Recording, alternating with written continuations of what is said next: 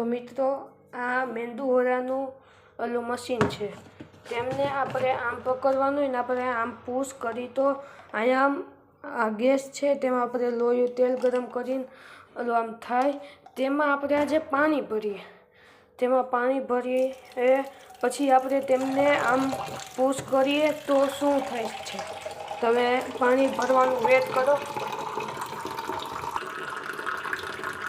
તો મિત્રો આમાં પાણી ભરાઈ ગયું છે, હવે આપણે નળને બંધ કરી દઈએ। હવે આપણે આને પુશ કરીએ તો શું થાય છે તમે જુઓ। આવા એક્ટિવિટીના વિડીયો જોવા માટે લાઈક શેર અને સબસ્ક્રાઈબ કરજો। આપણે હજી એકવાર ફુવારો કરીએ।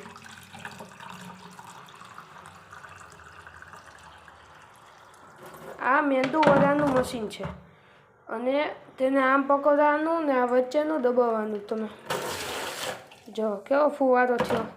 આવા નવા એક્ટિવિટીના વિડીયો જોવા માટે લાઈક શેર અને સબસ્ક્રાઈબ કરજો અને કોમેન્ટ કરજો આવા નવા વિડીયો એક્ટિવિટીના જોવા માટે। જય માતાજી, જય શ્રી કૃષ્ણ।